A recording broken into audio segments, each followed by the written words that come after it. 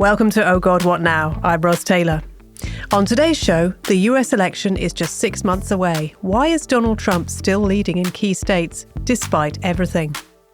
The House of Podmasters is launching a brand new podcast counting down to the vote. It's called American Friction. It's out this Friday, and regular Nikki McCann Ramírez of Rolling Stone magazine will be joining us to talk about the campaign. Plus, we'll be chatting local elections. Will a wave of Labour mayors want more power, and would Starmer give it to them? And in the extra bit for supporters, what's the right level of ruthlessness in a politician? Let's meet the panel. First up, social affairs specialist and Oh God What Now regular, Hannah Fearn. Hi, Hannah. Hi, Ros. Nearly 9,000 women in their 30s left the teaching profession last year. I can well imagine why, and the spate of murder attempts on teachers isn't going to help. But what can we do about it? I think it's really interesting because it is actually the largest demographic leaving the profession. So teachers across the board are thoroughly pissed off and don't enjoy their job at the moment. But it's women in their 30s who are kind of in their early mid-career, who are getting into leadership positions, who are leaving en masse. And it's a massive problem for the stability of schools. I mean, as you say, what are the reasons? It's because of childcare.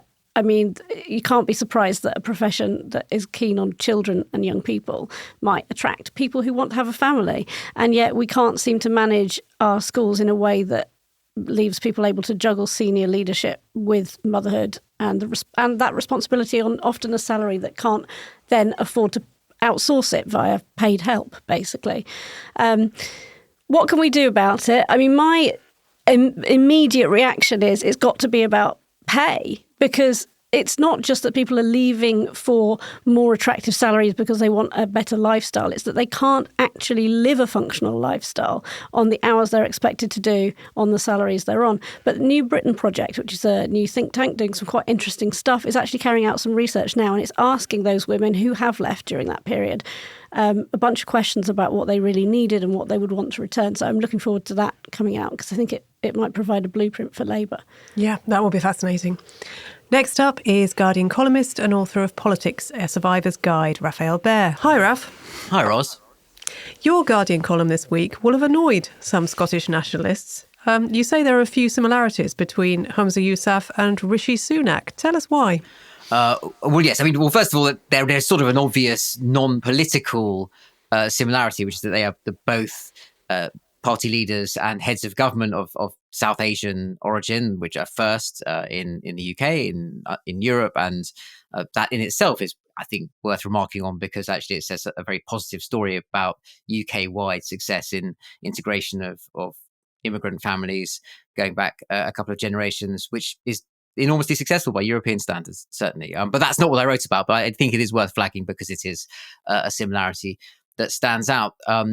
But no, what I actually wrote was that they have a common misfortune in having sort of taken on the chalice of leadership of their parties just at the moment when the amassed volume of poison in that chalice from a very, very long incumbency had become really toxic.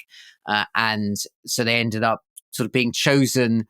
Really, I mean, classically, to mix the metaphor, it was the kind of hospital pass. It was right at the end of a period when there had been a great ideological dominance.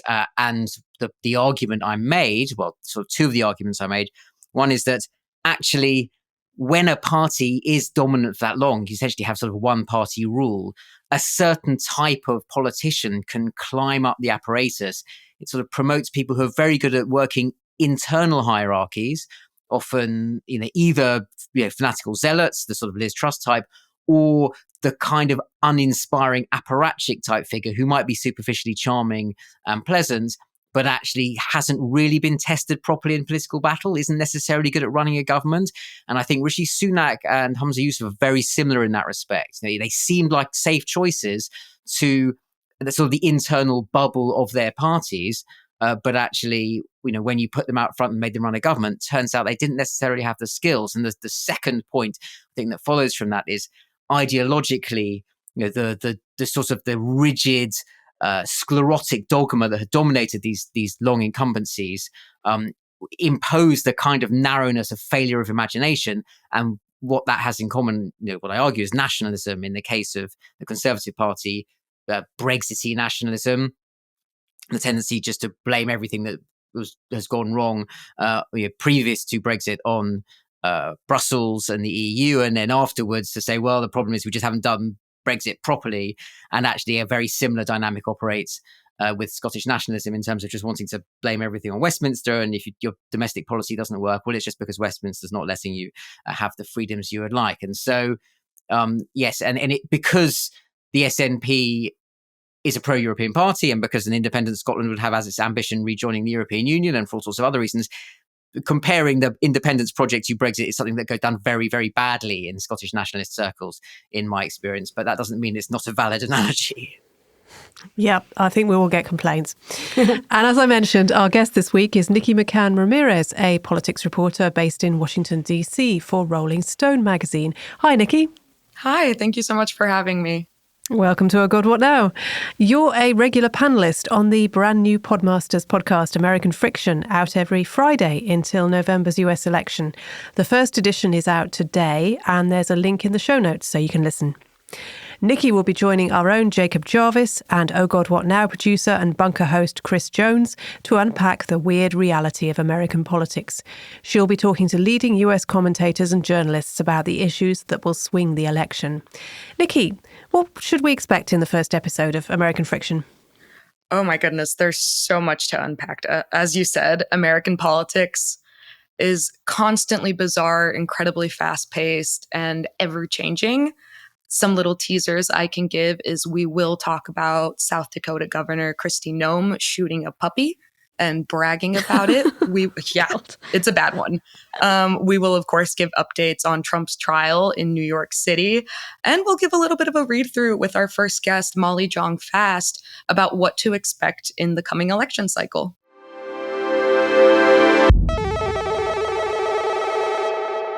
As we mentioned, the election is only 6 months away. Donald Trump would like to be out on the campaign trail. Instead, he's sitting fuming in a New York courthouse accused of paying hush money to a porn star. But it seems to have had no impact whatsoever on his popularity. In key states like Georgia and Arizona, Trump is still ahead of Joe Biden. And that's despite a strong US economy. What would it actually take to shake his supporters' loyalty to Trump? Nikki, Time magazine has a big, scary interview with Trump this week. It was a pretty disturbing preview of what he wants his second term to look like, to say the least. What did we learn from it?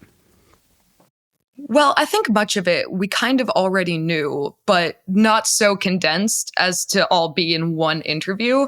And it's kind of one of those things where you hear his rhetoric on immigration, on abortion, on January 6th. You get little snippets of it throughout his campaign speeches, his public statements, his Truth Social posts.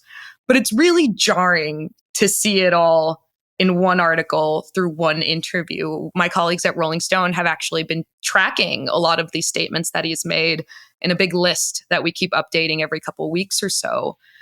I think obviously one of the things that got the most attention was his promise to pardon all of the January 6th rioters. As I'm sure you know, he is currently facing 2 criminal indictments related to his actions on January 6th and in the aftermath of the 2020 election. And like you said, a lot of these statements have been public knowledge. A lot of these positions have been public knowledge. And it doesn't really seem to sway the needle with his base. We see through polling that the people who love Trump and are not going to stop loving him. The people who dislike him and are not going to stop disliking him. Where he and Biden are both the most vulnerable is among independent voters in the United States. Voters who are sort of unhappy with both options or are quote unquote low information voters who don't really pay attention to the nitty gritty of election cycles and the day-to-day horse race of American politics. And quite frankly, I think the biggest threat at this point to Trump's candidacy isn't necessarily the criminal trials themselves and the possibility of a conviction, but the reality that the longer Trump spends sitting in a courtroom where he is mandated to be because he is a defendant, the less time he can actually spend campaigning, the more money he has to throw at these criminal cases that he can't spend on advertising, on campaign events, on sort of grassroots get out the vote movements. And he complains about that regularly. He says it in court all the time. He'd rather be campaigning. And we've seen that Joe Biden is pulling in way higher fundraising numbers than Trump, especially in the first quarter of 2024. So anything that is creating a dent in that monetary gap between the two candidates, because money in American elections is make or break, that could ultimately be one of the things that causes that sort of gap between Trump and Biden to widen, especially if he's unable to bring more independents onto his side. Well, I wanted to ask you about that because on the face of it, the fact he's stuck in a courthouse for a lot of the time would seem to be hampering him. But on the other hand, he has a massive social media operation with Truth Social and so on. And he has endless news coverage of the trial on American TV. Is that enough to keep his supporters engaged, or are they getting bored because he can't really say anything on the screen? Well, it's not necessarily that he can't say anything, because he has been saying it. And I think one of the biggest pieces of news from the trial that we got this week was that the judge found him in contempt of a court order barring him from publicly commenting on witnesses, jurors, court staff, prosecutors in the case, and fined him $9,000. But like you're saying, I think for Trump, he almost sees it as a benefit to himself to goad the judge into punishing him, because then he can come out and play the victim, re-up this narrative that he is being unfairly prosecuted, that this is election interference, that these are just, political persecutions. And so the judge is trying to strike a very delicate balance here between treating Trump as he would any other defendant, because the reality is that he may be the former president, but right now he is a private citizen. He is not an office holder. And I think the most he is entitled to in terms of special treatment is, Secret Service security at the courthouse to make sure that nothing happens to him. So the judge has to strike a balance between treating him like a defendant and making sure that Trump isn't allowed to use in-court decisions to sway public opinion in the case. Well, he can do that, but more importantly, sway the jury's view of the case. The jury is supposed to be sequestered. They're not supposed to be consuming news. But as you said, Trump is ubiquitous. And if he can't find a way, or if he's physically barred from commenting on the case, he will still use every platform he has to malign this prosecution as political. And his supporters eat it up. They've been eating it up for the last 8 years. Judging by the Time interview, he seems to want to be more ruthless next time, if there is a next time. Avoid having people around him who might push back, as they tended to do in his first term. Is his strategy to put a bunch of extremists in place and let them have their heads? Is he really planning? Do you think the Time interview gave a good impression of what he's actually planning to do, or will he still have trouble pushing through that agenda? I don't think he'd have much trouble. I think Trump, as we learned in his first term, values loyalty above everything. And he sees any sort of questioning of his position, of his goals, as a lack of loyalty. We've seen it in all the public officials who left his administration and then went on to criticize the former president, even in the mildest of terms. They are now his enemies. And one of the things that, in my view, is the scariest promise he's made, because he's made plenty of scary promises, is this vow he's made to sort of gut the bureaucracy, gut federal agencies, and replace the people he fires with Trump loyalists, with people loyal to his agenda who are willing to execute without really questioning. Because in his first term, one of the things that he found was he would try to do things and federal agencies and courts would block him. And we saw in Trump's term how hard Republicans worked to not only appoint 3 Supreme Court justices, but fill the lower judiciaries with Republican, conservative, activist judges. And now I think the best example is in the slew of abortion legislation we're seeing in states in the aftermath of Roe v. Wade.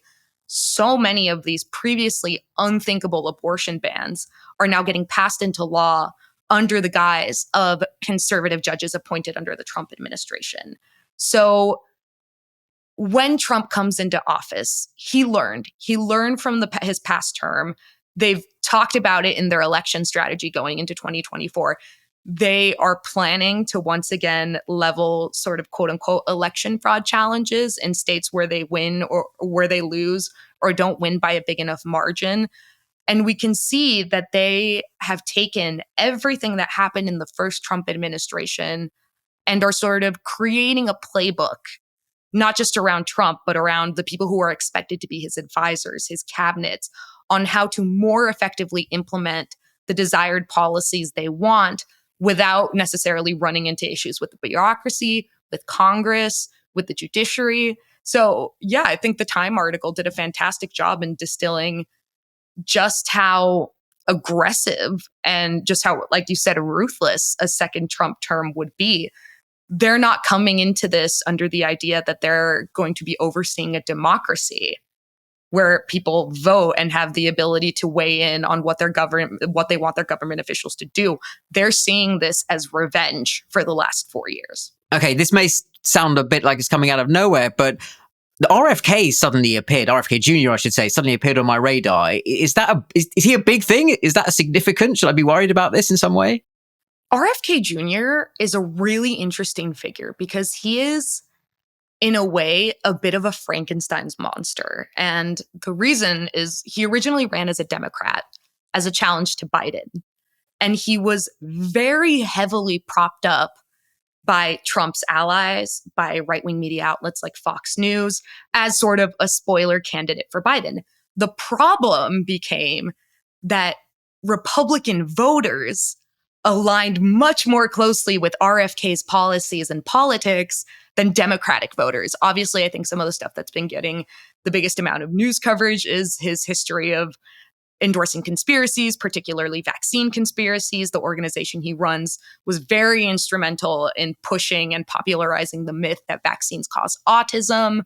And I think now both campaigns are stuck in this weird position. Trump and Biden's campaigns are stuck in this weird position where they're each trying to offload the quote unquote RFK constituency onto the other candidate.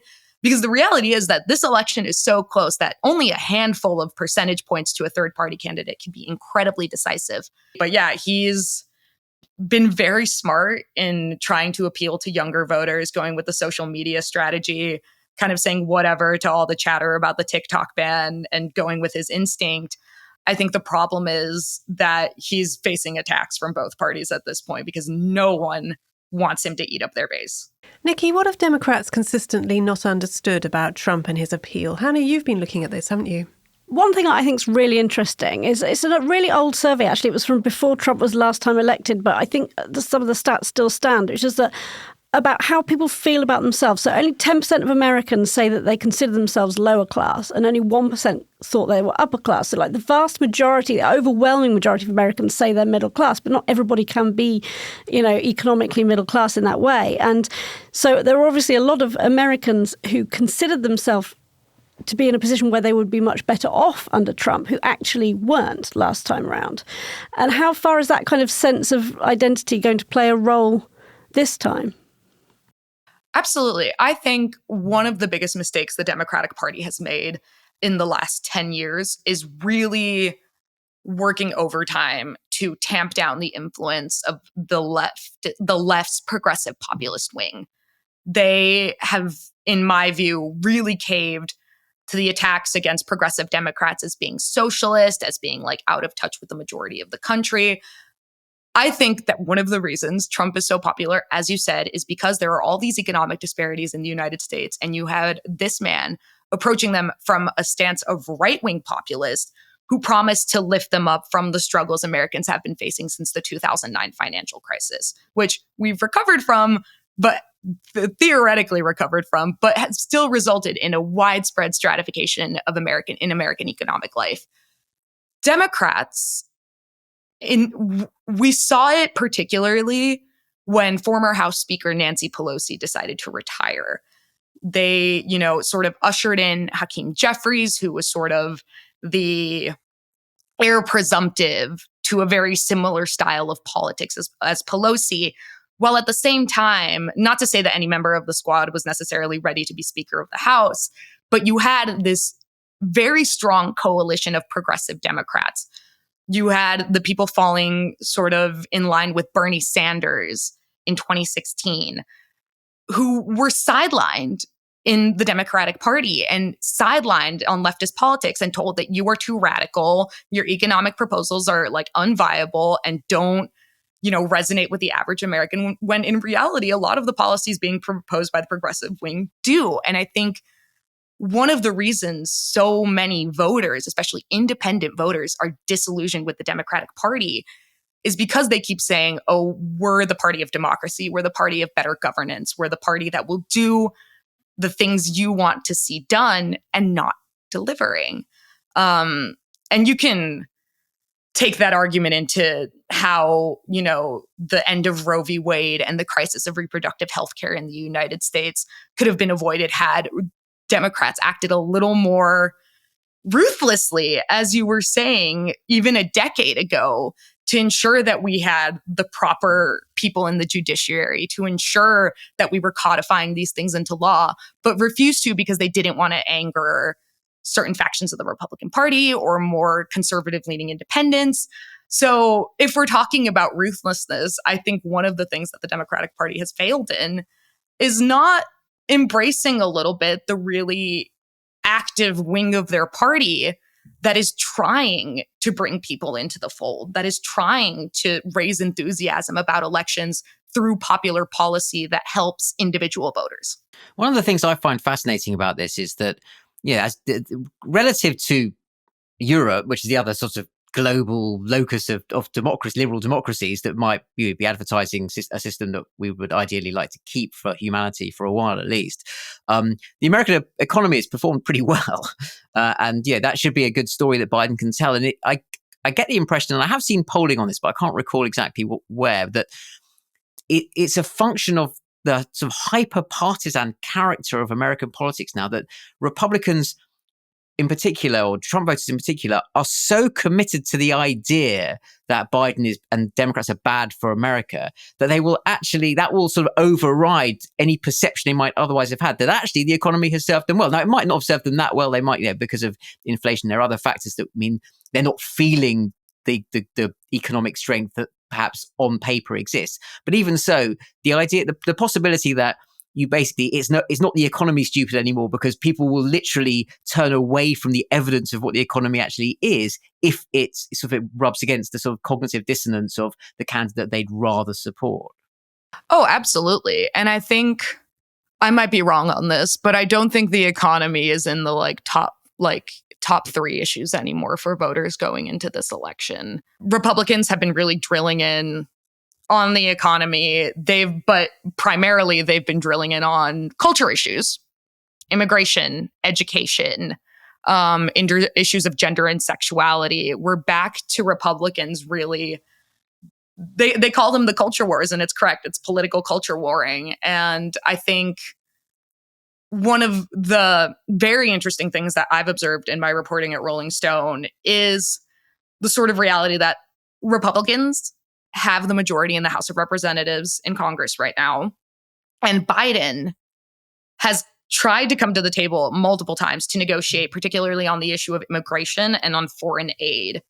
And we've had the Republican-controlled House of Representatives reject a massive bipartisan immigration reform bill, which would have completely reshaped the landscape of American immigration in a way that a lot of Democratic voters, particularly progressive Democratic voters, would not have been pleased with.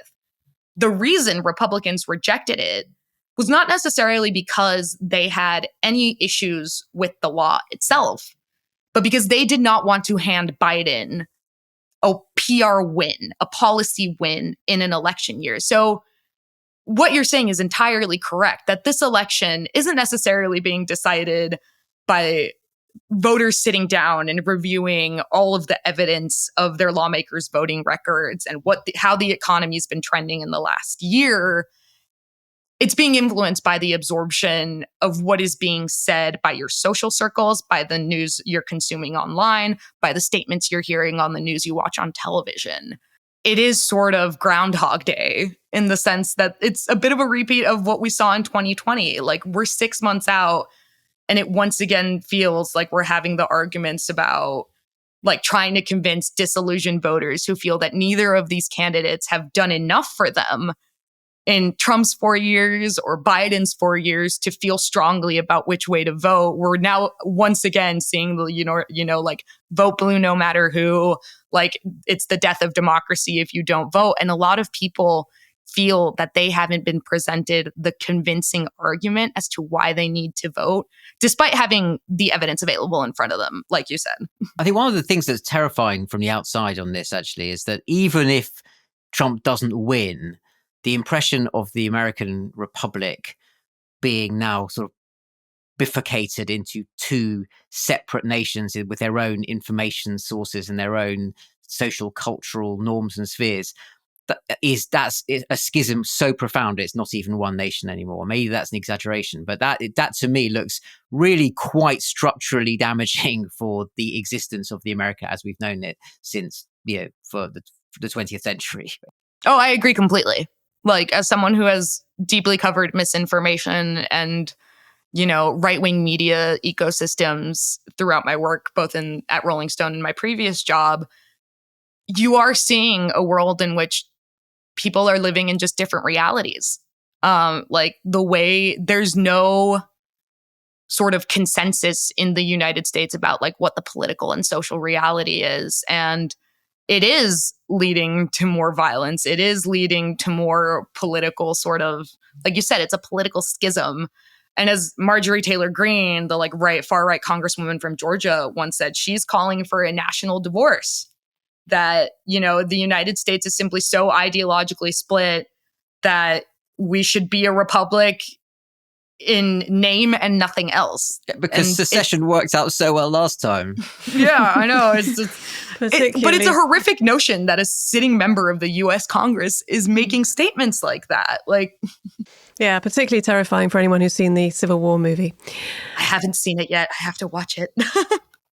Thanks so much for joining us, Nikki. That's fantastic. My pleasure. Thank you so much. American politics is perhaps even more confusing and enraging than British politics at the moment. Joe Biden's in the White House, but there's no guarantee he'll stay there after this election.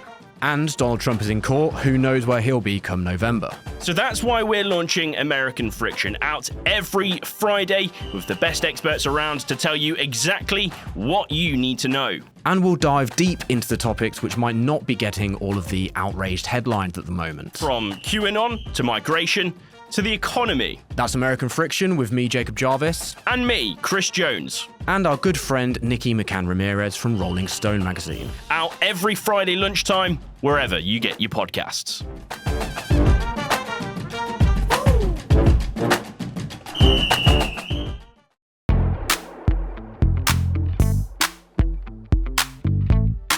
Now let's have a question from one of our Patreon backers in But Your Emails.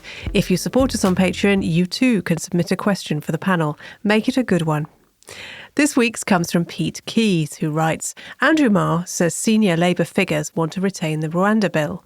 If Labour win their expected majority, wouldn't ripping it up on day one be a big clear statement that things have changed, akin to New Labour making the Bank of England independent? Hannah, what do you think? There's sort of been some artificial pushback on this, but it's introduced an element of doubt that Labour wouldn't scrap Rwanda, which is frankly pretty horrifying, isn't it? It is. There's kind of a bit more to that question than was submitted. So would they hold it until a send-back deal is agreed with Europe? Because I think that's the key thing. It's not we're saying we're going to retain this forever. The anxiety among those senior Labour figures that Marr quotes is around what are we going to do if there's a vacuum in policy? And one of the quotes from Andrew Marr's piece is that a senior figure said to him, we can't just tear it up and have nothing in place. My response to that is, yes, we can, because that's what we've had for months and months and months. In all of this time that we've been waiting for the bill to become an act, we haven't had anything in place. So, of course, you can rip it up. And, yeah, it introduces that element of doubt that's incredibly useful to Sunak and his team. This idea that it doesn't make a difference who you vote for because they're all the same anyway. And that is a hangover from the Corbyn era, that there's an element, a hard rump of traditional Labour voters who now think that, that there's no difference between Sunak and Starmer, which is such an insane view. I can't really engage with it in a meaningful way. But this kind of speculation. It does feed into that. And that's why it worries me. I don't think it's a reality that it's going to stay in place. I think it will be scrapped pretty quickly. But I worry about what this kind of reporting on it does in the pre-election period. Raf, is this just Labour being overly cautious again, or do we need to worry properly? It can be both. I mean, I agree with Hannah that the part of the problem is the sort of cumulative effect, just on top of everything else. It feels like there's nothing that the top leadership of the Labour Party won't potentially cave on if they think at some level it's going to animate concern in a very specific electoral segment where people are wary of some phantom idea of Labour that they can't support. It's particularly around issues of immigration, and this connects to things we've discussed many times before about Labour's queasy, incoherent position on Brexit. I'm a little bit more inclined to understanding the point about if you have just taken over as a government and there is a law, or more than one law actually, on the statute book and a system that's operating, it's not quite straightforward to just say, well, we're just not doing that anymore. There's a difference between a bill and an act. And thinking about, it's very hard to know what the sources are for this, and no one seems to be standing it up.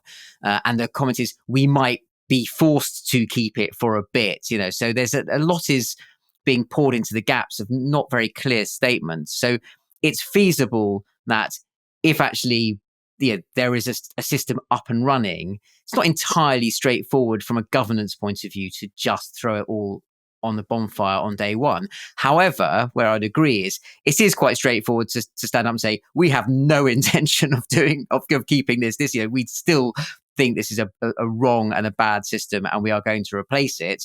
But just because we are responsible ministers and responsible government, we have to do this properly and by the book. So bear with us while we fix it. That seems to me a reasonable position to have. And I don't quite understand why they haven't articulated that more forcefully, just to shut down all the speculation about this.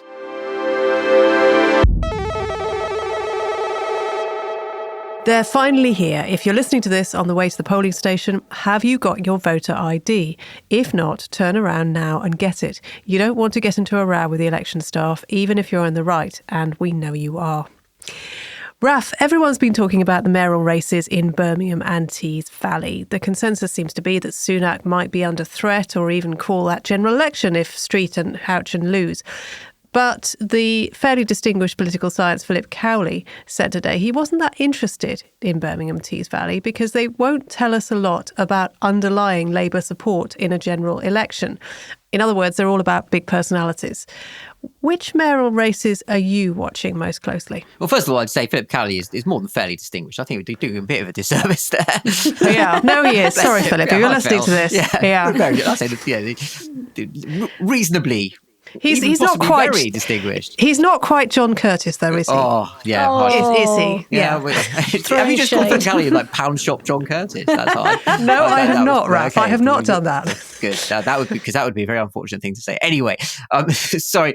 The question. Yes, it is true that the big personality names sort of change the calculus a little bit.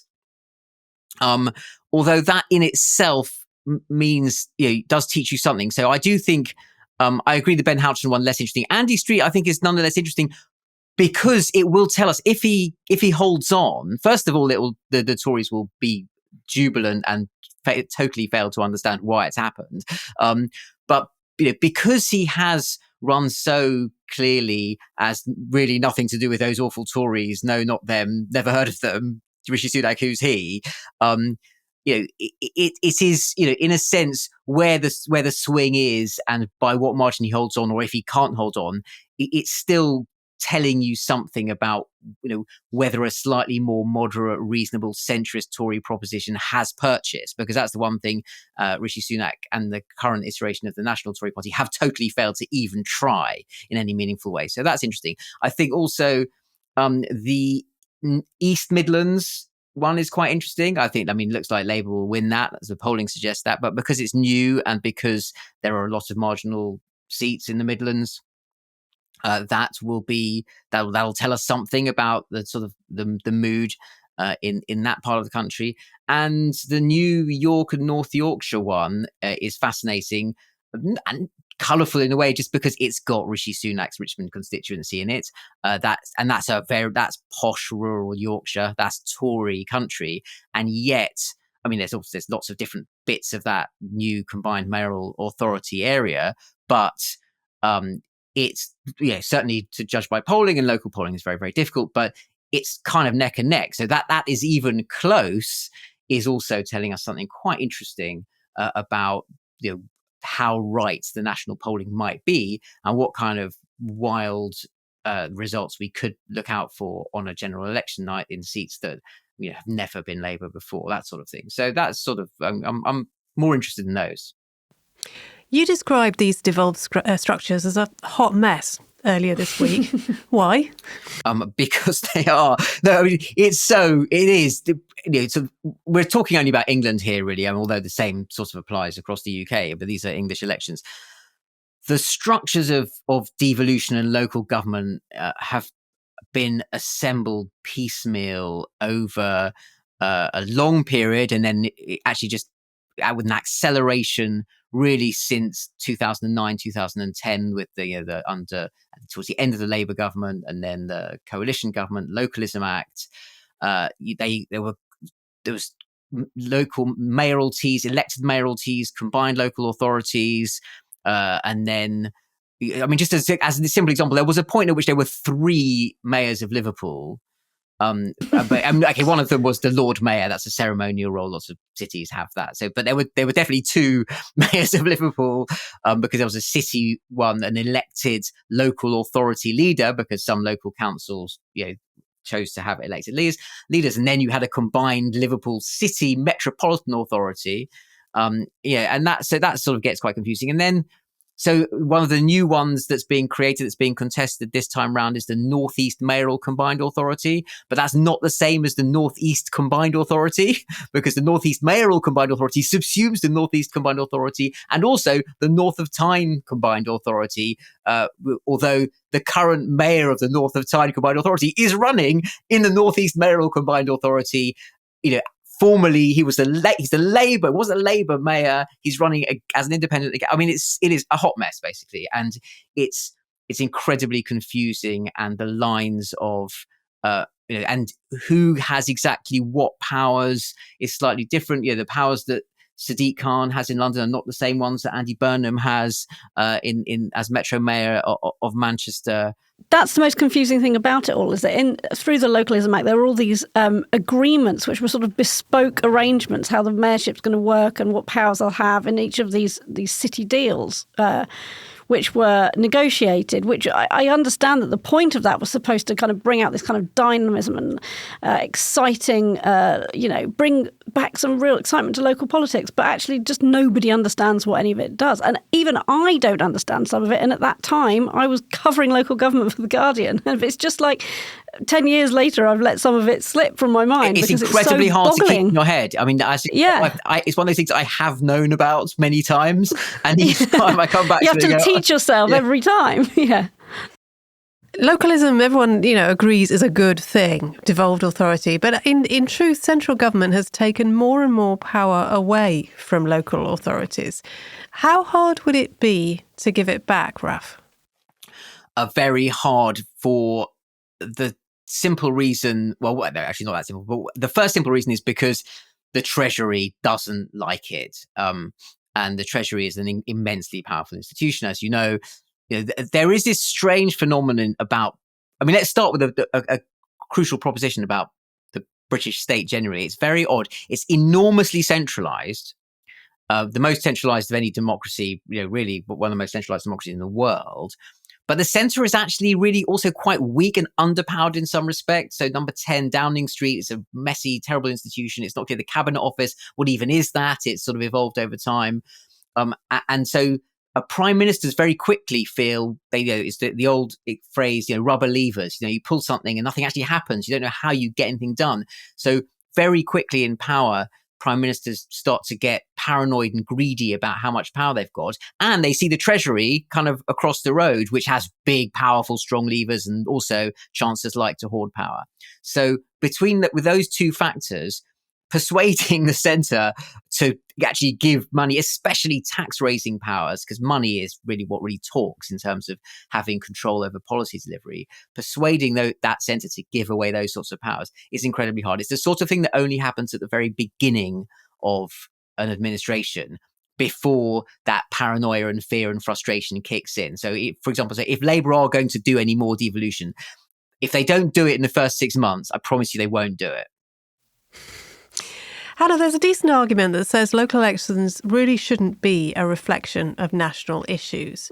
If you like the way your local councillor does their job, how important is their politics? Because there will be a lot of people listening to this, possibly on Thursday, thinking, well, how much should my, shall we say, dislike of the Conservative Party feed into my vote?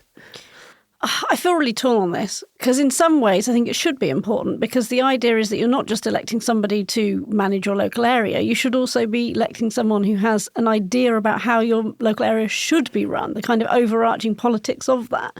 But it is, as you say, always confused by people's relationship with the centre and the current government. And so, if there's a new hospital being built in your area and you're broadly supportive of that, and there's a councillor that is really strongly behind that, you might be moved to vote for them, whatever their national politics. But the problem is that doesn't work both ways. When there's like a big national crisis, councillors can't win because they might be doing a brilliant thing locally. Your local area might be working better than ever, but if your party is embroiled in a national crisis, you're going to feel the pain. And because they aren't given that freedom, because the funding doesn't channel through into local government and the services that they do control, it's very hard for them to actually demonstrate that they are competent anyway. Equally, it's very hard for people to actually understand when their local council is incompetent, because it's impossible to unpick sometimes from the national picture. And there's so little local reporting anymore to show you what's going on. Absolutely, really important point, actually. We've got virtually no good quality local government reporting in this country anymore, and what little there is basically directly funded by the BBC. Even for outlets that aren't the BBC, they support as a competition to keep their own quality of reporting up, but even that's not really working. So, yeah. Do people overestimate how much councillors can do? Or do they underestimate how much councillors can do? Do they have much idea at all, do you think, generally? I think they overestimate their power. Because it's an elected role, you feel like you ought to be able to exercise, significant, control in the decisions that are made in your area and actually make things happen, when often they're really hamstrung by the relationship with other agencies and with the funding coming from the centre. They also, I think, underestimate how much they actually do get done on a micro practical level, and how they just keep the small cogs of a local area turning, the bits that no one thinks about, the bits that aren't potholes or social care, but kind of the cogs of the local economy. Nobody understands that, and they underestimate that. So again, I think being a councillor is a really tough job, and I really admire anyone who wants to put themselves up for that role, because it's misunderstood to the point of being maligned, I think. Should they have more powers over housing, or do they have too much already? Because delivering this big house building programme that Labour wants is going to be hard enough already without dealing with local planning committees. Yeah, that's the question, isn't it? I think in theory, on paper, they should have more. They should have all the control. But in the reality of the world we currently live in, with a massive housing shortage and huge opposition to local development because no one has the time to go through planning in a kind of the considered way it should be managed, I personally am in favour of a kind of national corporation handing out the funding, but I think they should hand that development funding out to specific local areas, and then local areas should have the right to decide the design, the location and so on, but they should have to meet their numbers. And the difficulty you get there is the partisanship thing. Yeah. And actually one of the things that was quite interesting and actually uncharacteristic for British politics, if you think about the establishment of the Manchester metropolitan mayoral area, there was a sort of, when Richard Leese dealing with who's Labour, basically dealing with George Osborne and the Treasury, there was an element of bipartisanship to just get that stuff up and running. Yeah, that absolutely. is quite uncharacteristic. And one of the things that tends to happen, when you have a long incumbency, a sort of a midterm effect, punishing local government, punishing the National Party means you get, for example, a lot of Labour councils under a national Tory government, and then the Tories will want to try and use their central levers to undermine Labour locally and boost the Tories locally. So I entirely agree. I mean, in an ideal world, you'd have a partnership where the Treasury, which has got the money, can work strategically with local areas to say, we've got to have some houses here, but in exchange you can get this and this bit of infrastructure, and that's a deal. The reality is how much of that is going to be done on the basis of who you can work with for partisan reasons, and how much of it would ideally be done in terms of what's best for the country, what's best for the region. Is a Labour government going to do massive favours to Tory areas and vice versa? Well, everything we've seen about British politics in the last 10, 20 years tells us that's quite hard. Almost everything tells us that's quite hard. It's quite possible that the results in the locals won't reflect Labour's pretty huge lead in the national polls. And at that point, obviously, the Conservatives will start celebrating. But does it actually tell us anything meaningful about what Labour needs to do, about the direction it's going in? Or is it just a function of the way the locals work? It always tells you something, doesn't it? I mean, because you can always extrapolate some kind of national swing, and whether that's how plausibly that is reflecting what national opinion polls are telling you, but also turnout is different. And different areas elect on different cycles, and so the fact that this is the last time a lot of these areas were lost elected councillors was the more or less the peak of Boris Johnson's popularity, the vaccine bounce, as it was called at the time, shortly before his catastrophic fall from grace and the inexorable Tory slides towards where they are now. So, I mean, the short answer is, you have to always be really wary of, projecting a very Westminster-centric horse race, political, gossipy story about the future of Rishi Sunak. Is Keir Starmer getting it right onto an incredibly complex picture? But there will be sufficient data in there to tell you whether or not Keir Starmer is as on course for Downing Street as we think he is. Hannah, is Labour, assuming they win the general election? Let's just assume that. Yeah. Is it going to be able to tackle the big problem that lots of councils face, the really existential problem, rising demand for the statutory services that they have to deliver, like special educational needs provision, things like that leave them hardly any money for anything else? Are they going to be able to tackle that properly? There is only one way to tackle that, and that is to fund them more effectively. The situation that we're in now hasn't just been a result of kind of global financial issues. It is a direct result of the austerity agenda under George Osborne at the beginning of this 14-year Conservative term. Took the decision to basically remove funding for core services. And, remember the big society? Apparently we're all going to pick up doing these essential, things that actually our society can't function without, things like social care, special educational need provision. It just goes on and on.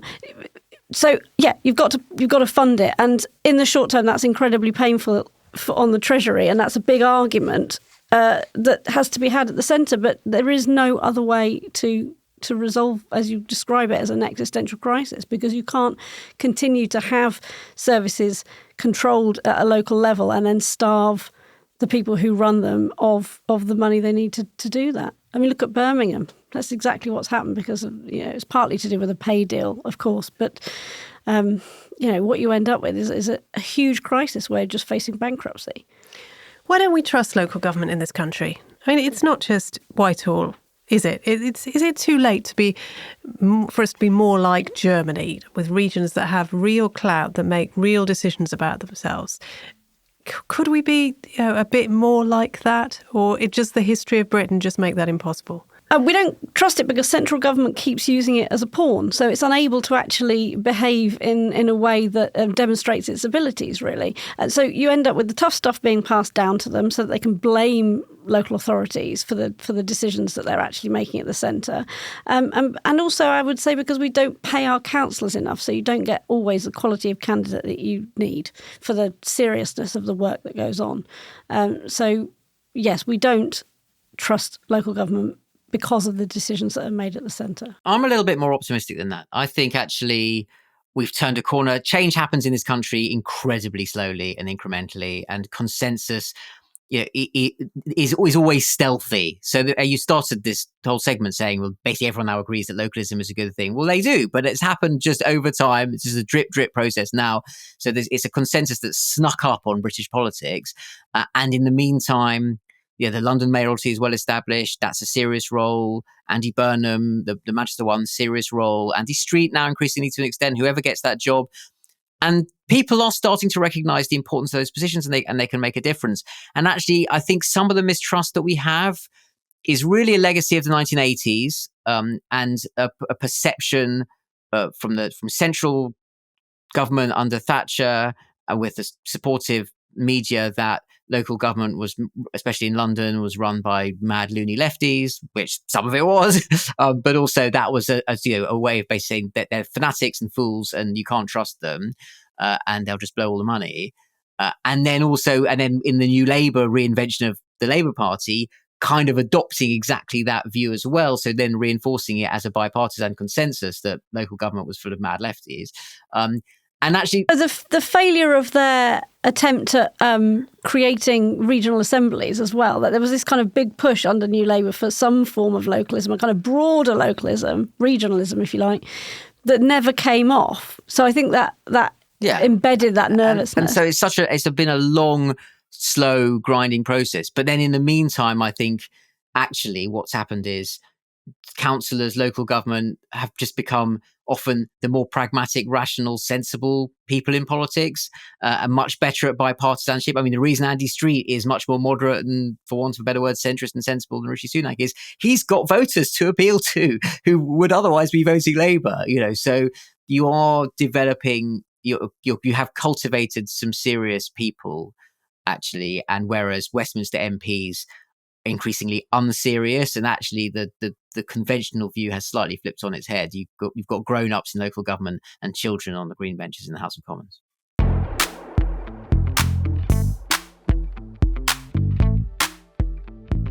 We've reached the end of the show, so what are the stories that have gone under the radar this week? Raf, what's been happening?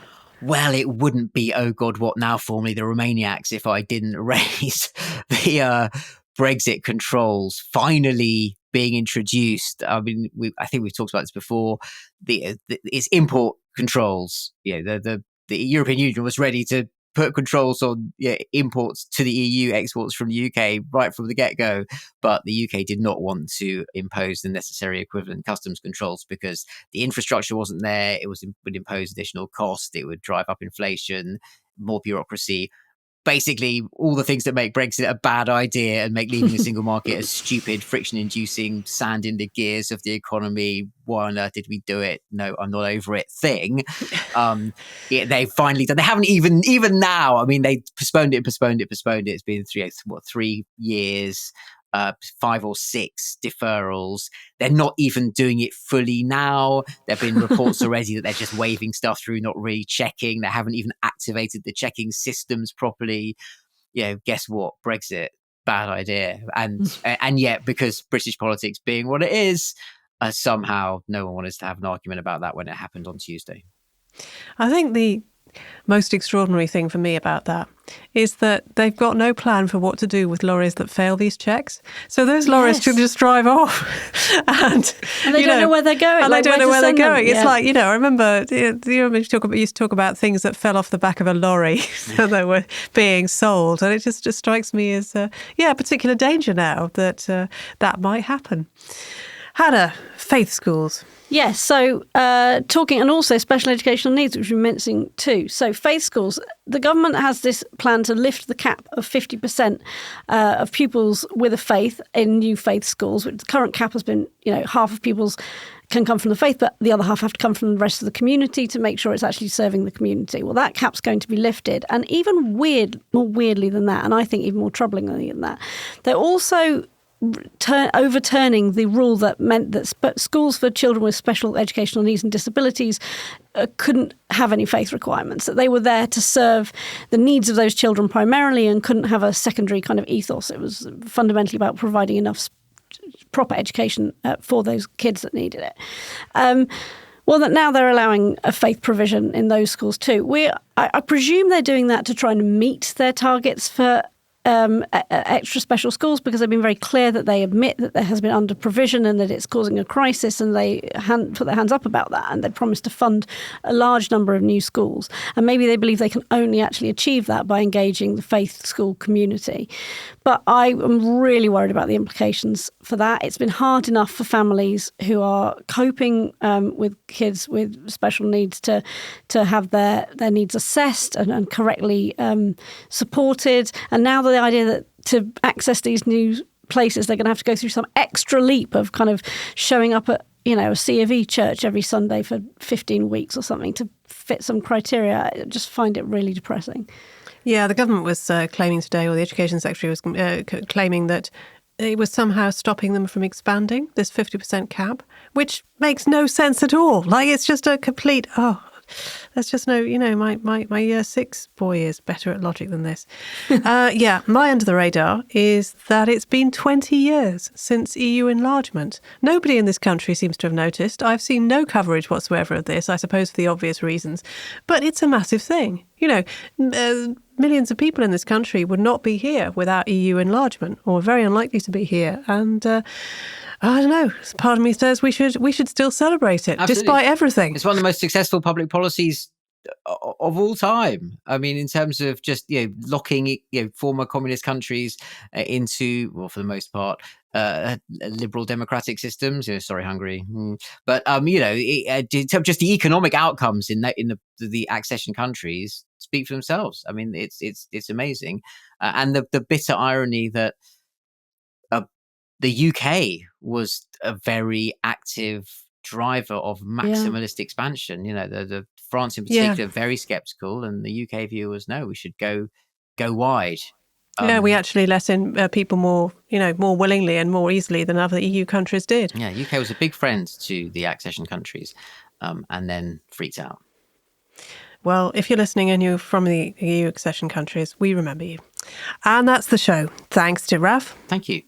Hannah. Thank you. And Nikki. The first episode of American Friction, hosted by Jacob Jarvis and Chris Jones, featuring Nikki, is out on Friday, May the 3rd. So if you find the US election bizarre and confusing, go and have a listen. It's out every Friday right up until November.